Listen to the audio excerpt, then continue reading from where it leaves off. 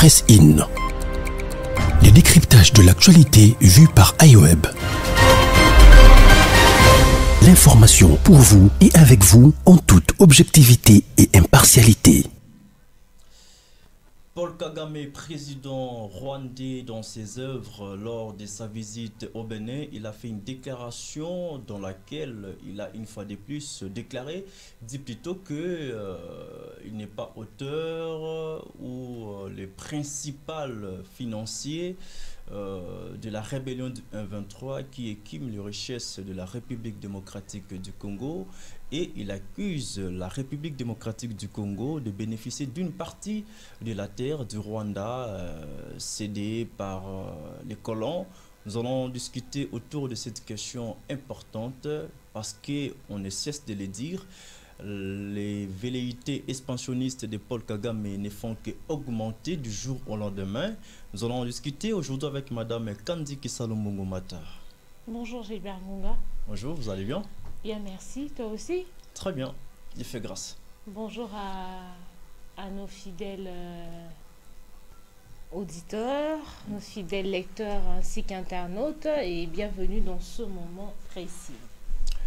Voilà, je l'ai dit tantôt, le président Paul Kagame, le président rwandais, qui séjournait au Berlin, à Béni plutôt, qui séjournait au Bénin, au cours d'une conférence de presse qu'il a animée avec le président béninois. Il a fait une déclaration choc, une déclaration qui a choqué les esprits du peuple congolais. Il accuse en tout cas clairement la RDC d'avoir pris une partie de la terre rwandaise, et il accuse aussi l'Ouganda d'avoir une partie de sa terre. Aussitôt... Le Kenya également. Le Kenya, voilà. Le Burundi aussi. Le Burundi et tout ce qui va avec. Alors nous devons d'abord interroger l'histoire pour mieux comprendre la question.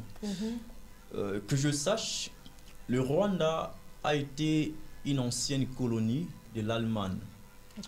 L'Allemagne avait colonisé le Rwanda.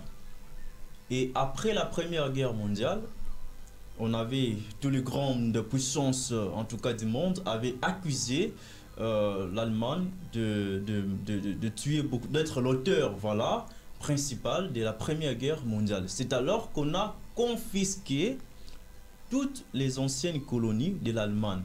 Et lors de la conférence de Berlin, on a confié les colonies allemandes aux autres pays, aux autres grandes puissances à l'époque. Et le Rwanda, qui était ancienne colonie de l'Allemagne, a été confié à la Belgique. C'était en 1919, sauf erreur de ma part. Dans les traités de Versailles, on confia en tout cas le Rwanda entre les mains de la Belgique. Or, toujours selon l'histoire, la Belgique a 3 colonies en Afrique: le Rwanda, l'Ouganda et la République démocratique du Congo. Donc nous avons tous les mêmes colonisateurs. Ce qui revient à dire, le colonisateur, c'est où par la RDC, ça part de tel point jusqu'à tel point. L'Ouganda part de tel point jusqu'à tel point et le Rwanda part de tel point jusqu'à tel point. Donc le colonisateur a ces informations, a tous ces détails-là. Et lors de la conférence du Berlin, on avait découpé l'Afrique en petits morceaux, et la RDC, qui était le plus gros, en tout cas le plus gros morceau, a été confié à la Belgique. Après que les rois Léopold aient cédé le Grand Congo entre les mains de la Belgique. Mais qu'on se le dise, les frontières de la RDC, de l'Ouganda et du Rwanda ont été érigées par les colonisateurs. Donc aujourd'hui, le Rwanda n'a pas en tout cas cette légitimité de réclamer une partie de sa terre qui serait prise par la République démocratique du Congo. Je reste sur notre pays. Quand on sait que sur la carte de l'Afrique, on sait voir le territoire rwandais, on sait voir le territoire ougandais, et de la RDC. Il y a des indications sur la carte. Donc si Paul Kagame veut avoir une partie du sol en RDC, donc on doit reprendre la carte de l'Afrique. Ça sera encore un grand travail. Et malheureusement, on n'arrivera pas malheureusement, heureusement, on n'arrivera pas en tout cas à découper l'Afrique de nouveau pour prendre une partie du sol congolais et confier ça au Rwanda. Ça ne se fait pas. Une partie du sol congolais, une partie du sol kenyan, burundais. Voilà. Donc, ce qui veut dire que ce n'est un secret pour personne, parce qu'on le savait déjà. Les vraies raisons de la guerre de l'Est, c'était pour des raisons économiques d'abord, et ensuite pour des visions expansionnistes, parce que le Rwanda, qui est diminué selon le président rwandais, veut avoir encore plus d'espace en RDC, en Ouganda et un peu plus ailleurs. Et là, c'est ce qu'on appelle l'égoïsme en fait, l'égoïsme géographique. Et par conséquent, il a mené la guerre à la RDC pendant plus de 20 ans, juste pour vouloir retrancher une partie du sol congolais pour en faire sien. Et comme si ça ne suffisait pas, le président Kagame, qui a signé les accords à Nairobi avec le gouvernement congolais, principalement avec le chef de l'État, et dans ces accords-là, il était question que les M23 se retirent, qui est la paix dans la partie est du pays. Et aujourd'hui, nous assistons à un semblant de retrait des rebelles qui, selon d'autres sources, partent dans d'autres agglomérations pour reprendre la guerre dans les mois ou dans les années qui suivent, on ne sait pas. C'est ça tous les problèmes. Donc, le porte-parole du gouvernement, Patrick Muyaya, avait réagi. Et selon lui, il estime que Kagame a oublié de dire aussi que c'est lui qui est l'auteur principal de la rébellion du 1-23. C'est lui qui est l'auteur principal de la situation sécuritaire dans la partie est du pays. Alors, s'il veut une partie du sol congolais, alors, je crois qu'ils peuvent se mettre d'accord, mais ça ne sera pas en tout cas possible pour la simple raison que même Mobutu, avant qu'il ne meure, il avait fait une déclaration qui est restée aujourd'hui dans les mémoires du peuple congolais, c'est que même s'il faut signer le pacte avec les diables, le Congo restera un et indivisible. Donc ce pays ne sera pas divisé. C'est vrai, il y a déjà des propos ségrégationnistes tenus par certains politiciens. Là, je fais allusion à Christian Mwando, qui, juste pour une proposition de loi, pour un projet de loi qui n'est même pas débattu au niveau de l'Assemblée nationale, a fait un discours ségrégationniste, a tenu plutôt un discours ségrégationniste pour dire que non, si jamais cette loi passée au niveau du Parlement, on va détacher le Grand Katanga de la République démocratique du Congo pour que ce soit un pays à part entière. Comme s'il avait les voisins moyens. Bon, il peut avoir les moyens, mais moi je me dis, qui est derrière ce discours? Voilà, merci. Après ces propos tenus par Kagame, je me dis, c'est que, je ne confirme rien, Kagame et Katumbi, ensemble pour la République, sont d'accord pour détacher les grands Katanga de la RDC. Parce que s'il faut faire une étude comparative entre Christian Mwando et Paul Kagame, les deux ont tenu presque les mêmes discours. De l'autre côté, Kagame déclare une partie de la terre du sol congolais. Et là-bas, Christian Mwando, le porte-parole de Ensemble pour la République, et fait un discours, tient un discours ségrégationniste pour dire que non, si la loi Tchani passait, nous allons détacher les grands Katanga de la RDC. Et ça se passe presque au même moment, deuxièmement, ça se passe presque au même moment, ce discours. Et pendant quel temps? Pendant les moments où nous sommes en train de nous apprêter pour organiser les élections. Donc ça laisse à désirer, ça donne de la matière pour réfléchir. Je me dis, aujourd'hui, Kagame est plus malin. Il est venu infiltrer même les partis politiques pour que ce genre de discours se tiennent au fur et à mesure. Et peut-être que nous allons vers la balkanisation du pays. Mais je sais une chose, c'est que ce pays restera un et indivisible.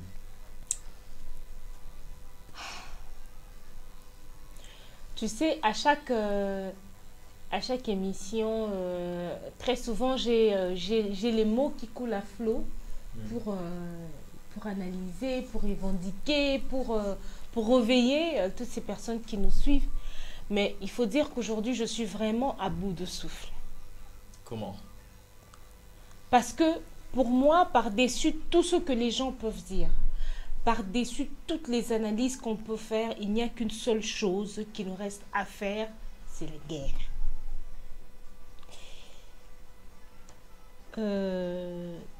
Je venais d'apprendre qu'il y a eu, une fois de plus, tuerie à l'est du pays.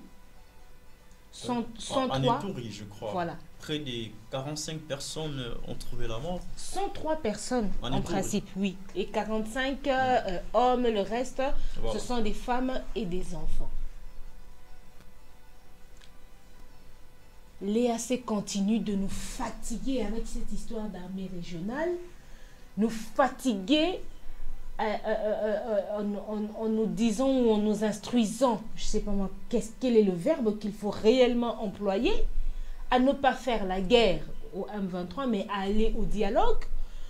Le président congolais, le président de Kinshasa, Félix Tshisekedi, dit non, pas de négociation avec les M23. Les rebelles jouent avec nous. Quand nous cherchons à résoudre le souci avec les M23, nous avons les Maï-Maï de l'autre côté, nous avons les ADF de l'autre côté. Donc, on sent que c'est... En réalité, les gens se foutent de notre situation, quoi. Les gens n'en ont rien à foutre. Un simple député américain tranche. C'est ce qu'on a dit, non? Il tranche que le Rwanda devrait arrêter de faire la guerre à la République démocratique du Congo. Donc, un simple député ailleurs qui tranche, on porte intérêt sur ce que lui, il dit. Un Américain qui vit à des milliers de kilomètres de Kinshasa, de l'est de notre pays, qui n'est aucunement touché au vrai sens du mot. Mais il a plaidé pour notre cause. Non, oui, je suis d'accord. Il veut la fin de la guerre dans la partie Je suis d'accord avec lui. Il a fait une déclaration en tant que politique, en tant que député. Oui, voilà. Il a fait une déclaration en tant que politique, en tant que député, mais les Américains sont derrière tout ce que nous vivons. Les Américains travaillent en collaboration avec le Rwandais pour maintenir le Congo dans cette situation. Donc, c'est de la blague. Et ça, le quoi, l'ioto, tout ça, le quoi, bitendi, kokufa na biso, en réalité, ils n'en ont rien à foutre parce qu'ils tirent leurs intérêts sur la situation dans laquelle nous nous trouvons. Mais qu'est-ce qui nous manque? Qu'est-ce qu'il faut encore comprendre pour la situation de l'Est, à part qu'il faut faire la guerre? Comment est-ce qu'un seul individu, Paul Kagame Moutou Moko Kaka Moko, a un esprit à gouvernement Mobimba? Tu penses vraiment qu'il est seul? Comment? Non, derrière lui, quand il y a de grandes puissances qui financent la guerre. Je suis d'accord. Ces grandes puissances qui se sont cachées derrière Paul Kagame et qui sont en train de nous miroiter, hein, de nous donner une façade des choses du genre qu'il y a un député américain qui a plaidé pour notre cause. Pendant que ce député américain est conscient que ce qui se passe à l'est du pays, l'occidental en est pour quelque chose. Ce qui est l'Occident, en est pour quelque chose. Et nous avons que République démocratique du Congo est un pays orphelin. Nous avons biso moko, nous avons des côtés.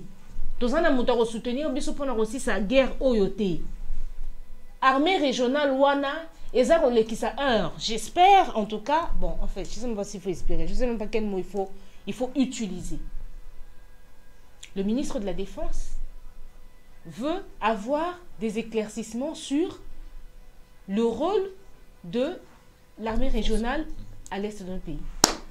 Mais je sais que dans cette démarche, il ne trouvera pas gain de cause. Ces gens-là vont continuer de nous raconter des bobards et de continuer de nous maintenir dans cette situation de faiblesse où les FARDC ne savent pas se déployer et agir, combattre comme il se doit. Et Tika Gilbert, mon français ni biso to bimisi awate. Analyse ni biso to sali awate. To sali observation et négociation to moni ke pese lo côté. Pe ko pesa lo côté. Et c'est sali entre parenthèses, entre guillemets, et sali pression, bah M23, bah bandi ko ça la semblant à se retirer. Pendant qu'il se retire, il y a quand même des tueries. Pendant qu'il se retire, il y a quand même agression, il y a quand même, je sais pas comment il faut appeler ça. Massacre. Il y a quand même massacre, voilà, c'est le mot que je cherchais. Il y a quand même massacre. Donc, c'est-à-dire que c'est quand ils veulent, ils font comme ils veulent. Bon, toi, tu sais comment on va payer 2 jours. Toi, on va lemba, toi qui attends ma tête. Entre-temps, Nanzela, on a kolongwa lemba ti ma tête, toi, bon, mata 50 personnes, toi, tiganan. So, bah, quand on a ma tête, bon, tout ça, le quoi, toi, pousse en aneti, toi, qui n'a pas côté Massina. Mais allant de ma tête à Massina, na katika, tu vois, na sans fil, des bonhommes, tout ça, là-bas, au boma. Et pendant tout ce temps, et à ça, le banabiso, te, bo, ça, et l'eau, te, bo, vanda kimia. Te, na minute, au biso, tout ça, déjà, na ma tête, bino, bo, na ma tête, bino, bo, ça, na limité. Te, ne, bo, ça, na limité, on a beau tirer, bango, te, bo, ça, la guerre, te, bo, c'est la to, qui est na négociation, et si, bah, entre-temps, M23, en ça, là, oyoye, alingi.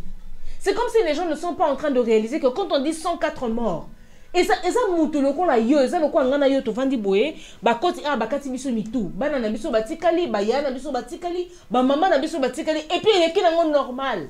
Toi tu penses qu'aux États-Unis l'aura bon go ça la cautionner? Tu penses qu'en France ça peut passer? Et là to vandi ka boye, ba bomi ba congolais, to vandi ka boye, ba bomi ba français plutôt, et puis il est qu'il normal nenge wana. Ils n'en ont rien à foutre en réalité de notre situation. Et le Belabango est le côté. Ce qu'on va français, oyo. Tout ça, oyo, expansionniste, ségrégationniste. Il y a un homme besoin de brouiller de son esprit. Dans la réalité des faits, et ce gars-là de Paul Kagame, il faut lui faire la guerre. Il faut faire la guerre. Pour ce que tu as négocié dans M23, tu as aussi ça. Bon, bah, Maï Maï. Bon, bah, ADF. Il y a combien de milices où ils sont à Est et à Mbokanabiso? Bah, Maï, n'est-ce pas, je crois qu'il y a 2 semaines, 3 semaines ou 1 mois, ils l'ont fait. Pendant qu'on a, Bissou regarde, ils ont d'abord figé sur les M23 et les ADF, qui sont des rebelles ougandais. Mais Nakati Soussou, il y a EACN, armée régionale, tout ça, sont à Ouganda. C'est quoi ça? Qui se fout de qui? Pourquoi on ne veut pas voir la réalité en face? Pourquoi on cherche à se voiler la face dans français milaï, dans réflexion milaï? Et là, on se sent ça, les a sautés. Oh, et il faut tout ça, les a guerre. Mais Madame Kandi, je l'ai dit dans des émissions précédentes. Pardon. Vous savez, le gouvernement congolais, après la reprise de la rébellion de 1-23 fin 2021, avait mis en place trois fronts. Le premier, c'est les fronts médiatiques. C'est-à-dire, nous menons une guerre médiatique avec le Rwanda. La guerre qui est déjà palpable et les conséquences sont réelles.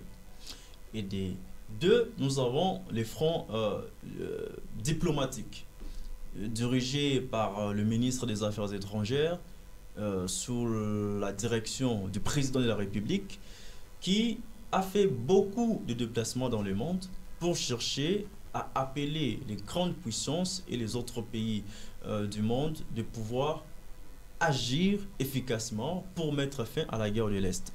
Bon, et le troisième front, c'est le front de la guerre. C'est-à-dire c'est le troisième.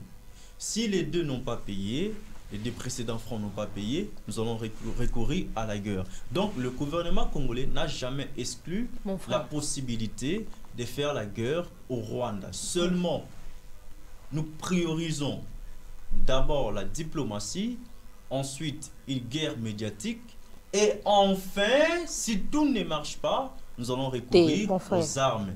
Et jusque-là, on a constaté que la diplomatie n'a pas payé.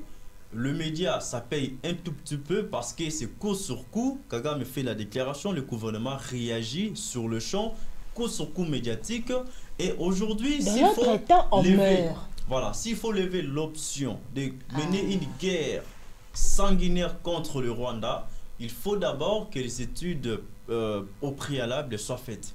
Tout ce temps ici, l'étude-là, c'est pas fait. Parce que le gouvernement n'avait jamais levé l'option de faire la guerre au Rwanda. Par conséquent, on ne pouvait pas mettre nos intelligences ensemble pour chercher les voies et moyens et mener la guerre au Rwanda. Mais si aujourd'hui, le gouvernement congolais décide de mener la guerre au Rwanda, il va falloir d'abord une étude au préalable. Combien de militaires nous avons? Mon frère. Combien des équipements militaires nous avons? Non. On regarde notre force. Il ne faut pas dire des choses comme ça. Les gens vont nous suivre. C'est pas possible. Je vous dis, quand nous sommes dans ce sont des stratégies militaires. Quand nous sommes dans une situation de guerre, on doit étudier les sols, on doit étudier les moyens, le personnel, les équipements militaires. Gilbert, attends. Donc ça veut dire... Nous faisons la guerre au Rwanda. Ce que toi tu veux dire, donc, Elingi Kolobaka, tout ce temps-ci, où nous avions les 3 francs, on n'était pas en train de préparer notre armée à la 3e possibilité. Donc, Tozo Kendekaka, sans plan, sans préparer le plan B, le plan C. Voici la difficulté. Contre madame. des gens qui nous agressent. La difficulté, c'est mon frère, non, attends d'abord. Voici la difficulté. Attends d'abord. La difficulté, c'est que nous venons de très loin, Madame Kandi. Très loin, Wapi. De très loin dans le sens qu'on avait une armée.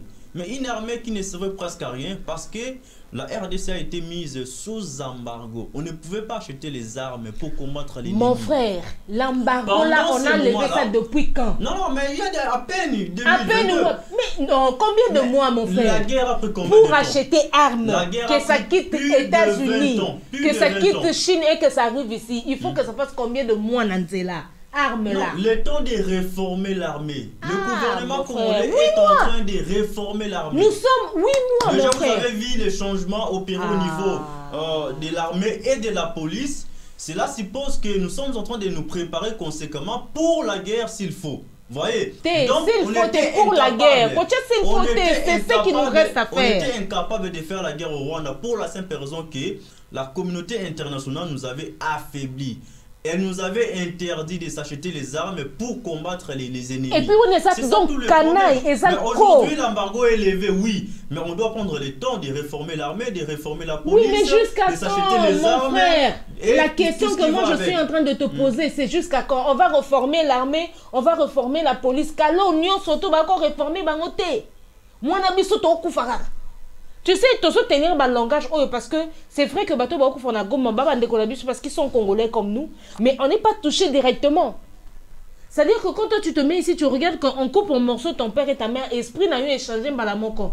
Au Congo, les émissions, la diplomatie, la négociation. Na mutu na yo comme au raisonné Paul Kagame, son a suivi nzela na ngana rosa na nini po bunga. Non mais là c'est vrai, je compatis avec il faut se mettre maintenant à la place des autres qui sont en train de vivre ça tous les jours. Je vous dis. Tant on vit sur le baba français, il y a ba expansionniste, ba ségrégationniste, ba français on a toujours ça ba gros mot, ba mot kufa. Tout à fait, je suis d'accord avec vous Madame Kandi qu'il y a des gens qui meurent tous les jours dans l'est du pays, mais on doit trouver des solutions adéquates face aux problèmes identifiés. Nous connaissons l'agresseur c'est le Rwanda. Maintenant, qu'est-ce qu'il faut faire pour mettre fin à la guerre? C'est combien de temps qu'il nous faut encore prendre pour finalement décider de faire la guerre? Parce que là maintenant tu vois Paul Kagame, avant il se cachait. Avant, il disait, je ne suis pas responsable des M23. Je ne suis pas à la charge, à la tête de la guerre qui est à l'est du pays. Aujourd'hui, plus les jours passent, plus il tient ses discours, il est en train de révéler au fait, en réalité, qui il est et quel rôle il joue exactement à l'est de notre pays. Mais si, c'est faux. Les gens comme Kolobako, non. Donc, il a d'une certaine façon justifié la guerre qui se passe à l'Est, à l'objet guerre rwandaise valable. Pourquoi? Parce que République démocratique du Congo, et ceux qui m'ont entendu, il y a Mabele Nabiso, en 1909, c'est ça? 1919. 1919, on n'est pas hier, Botama écoute, non, t'es. Azala il en 1919, on a l'élo à la Mouki pour dire que tout ça, la guerre rwandaise ali, c'est ce que ça veut dire en tout cas, que cette guerre-là existe demain parce que le Congo aurait pris une partie du sol rwandais. Allez, mutation courage.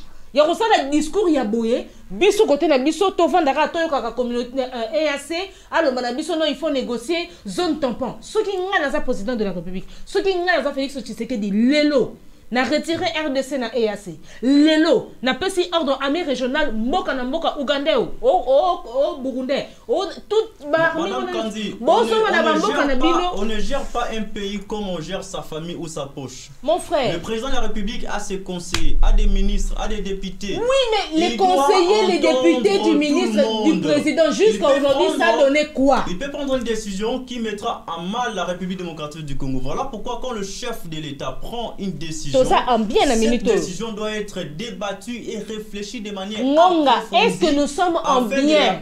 Non, je sais qu'actuellement, la situation sécuritaire est très préoccupante dans la partie est. Ça veut dire qu'il faut balayer tout ce qu'on a fait avant parce que ça a pris des mois sans résultat. S'il faut mener la guerre, on a même renouvelé le mandat de l'EAC, mais ça ne nous a servi à rien 6 mois avant. Voilà pourquoi il faut les faire partir. Aujourd'hui à Goma, il y a une réunion extraordinaire entre tous les ministres de défense des pays de la sous-région et ça sera ici chez nous à Goma. Mon frère, attends. Et au cours de laquelle le mandat des EAC sera clarifié et le ministre de la Défense va prendre une décision adéquate s'il faut réviser le mandat de la EAC ou bien carrément qu'il parte.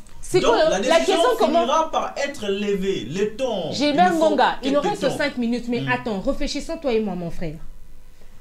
Avant que la mission de l'EAC soit renouvelée, la population était en train comment dire, de réclamer, de demander à ce que EAC et Kenya, parce que bon, jouer les rôle mon côté. Et ça, c'était pas nous ici à Kinshasa, c'est la population de là. Ces gens qui vivent cette guerre au vrai sens du mot, qui la vivent tous les jours, qui ont la peur au ventre, qui dorment avec ou qui dorment peut-être même pas. J'essaie d'imaginer un peu la scène, la vie qu'ils ont là-bas. Mais malgré ça, on a quand même renouvelé la mission avec eux. Et quand on renouvelle une mission comme ça, ça veut dire qu'il y a des frais, des millions de dollars qui sont encore partis pour ces gens. Pendant ce temps, notre militaire à nous, un FRDC qui est au front là-bas, qui meurt là-bas, moi, c'est Babimi pour libérer, laisser place à un autre. Pendant que ici, il y a des militaires, des femmes qui vivent dans des conditions inconcevables. Il y a 3-4 familles par maison. Ce sont des choses qui se font. J'ai une famille militaire, je sais de quoi je parle. Donc ça veut dire qu'on doit arrêter. Il y a des Français qui sur place, qu'on analyse, besoin de. Il faudrait à un moment donné arrêter d'écouter mon député, mon conseiller. Il faut écouter la population, écouter ceux qui souffrent. Ceux qui ont une décision, il y a qu'on raccourcit non, parce que ceux qui ont toujours MONUSCO, ceux qui ont toujours et la reconduite. Et les millions ne seront pas partis. Si aujourd'hui vous plaidez pour la guerre, je suis tout à fait d'accord avec vous. Je donne les préalables, oui. Mais prenons l'exemple de Russie-Ukraine. Il y a la guerre. On sait tout le monde que c'est la Russie qui fait la guerre à l'Ukraine. C'est connu de tout le monde. Et toutes les grandes puissances plutôt, condamnent la Russie. Aujourd'hui, si la RDC veut faire une guerre contre le Rwanda, ça sera soit de manière directe, on sait que c'est les forces armées de la République démocratique du Congo qui mènent la guerre au Rwanda, soit nous créons une rébellion, comme Paul Kagame avait fait, une rébellion, on ne sait pas comment on va la nommer, et cette rébellion-là, on la finance et on la soutient sur tout le plan, et nous menons une guerre de manière indirecte contre le Rwanda. En ce moment-là, le pays sera quitte. À chaque fois que le Rwanda commencera à nous accuser, on dira que ce n'est pas nous, c'est la rébellion. Vous voyez, c'est ce que le Rwanda fait. Alors, on doit utiliser les mêmes armes, les mêmes stratégies, pourquoi pas, pour faire la guerre au Rwanda, soit de manière directe, soit de manière indirecte. Et si on faisait la guerre de manière directe avec le Rwanda, ça pourrait encore créer des problèmes. Voilà pourquoi Kagame avait pris sagement la décision de mener une guerre contre la RDC, mais en passant par la rébellion du 1-23. Mais je me dis, finalement, si la situation sécuritaire dans l'est du pays ne change pas, la RDC finira tôt ou tard par lever l'option pour mener la guerre au Rwanda. Il ne faut pas mettre les tôt ou tard là. Et puis finira Wanate. Et la guerre finira. Nous avons analysé, toi et moi, tous ces temps-ci, tous ces mois-ci. Je crois que ça fait justement combien de mois que nous sommes sur cette émission précise. Et tous les jours, nous analysons de plus près. Quand nous faisons une analyse, nous nous rendons compte 1 semaine, 2 semaines après que ce que nous avons dit précédemment venait d'être dit officiellement par d'autres gens. il ne reste qu'une seule chose pour mettre fin à tout ce que l'Est de notre pays est en train de vivre, c'est la guerre. Voilà, il nous reste une seule chose à faire, selon Madame Kandiki Salomongumata. Ça m'énerve. Faire la guerre contre le Rwanda de Paul Kagame. Et quant à nous, nous pensons que nous devons d'abord prendre tout le temps de réformer l'armée, de lui doter plutôt des moyens suffisants pour arriver à faire une vraie guerre contre le Rwanda. Parce qu'on ne veut pas faire la guerre au Rwanda et après, nous sommes réprimés, nos militaires tombent sur le champ de bataille. Nous devons armer en tout cas nos forces armées pour que nous arrivions à ce moment-là. Mais entre-temps, la population doit se prendre en charge. Comme c'était le cas à Goma dernièrement, on a arrêté des rebelles de la rébellion du 1-23. Les rebelles du 1-23, on les a même tués par la population, des groupes autodéfense qui se créent par-ci par-là. Donc c'est pour le moment la meilleure solution. Ouais. Et ces groupes-là ne sont plus considérés aujourd'hui comme des groupes armés, entre guillemets, mais ce sont des réservistes des forces armées de la République démocratique du Congo. Donc, nous combattons tous pour l'intérêt du peuple congolais. Mesdames et messieurs, nous sommes arrivés à la fin de cette émission Presse In, au cours de laquelle nous avons débattu sur la déclaration de Paul Kagame, la déclaration du porte-parole du gouvernement qui a recadré le président sanguinaire Paul Kagame. Nous sommes arrivés à la fin et nous allons revenir demain avec le même plaisir et avec un autre sujet. Au revoir. Presse In.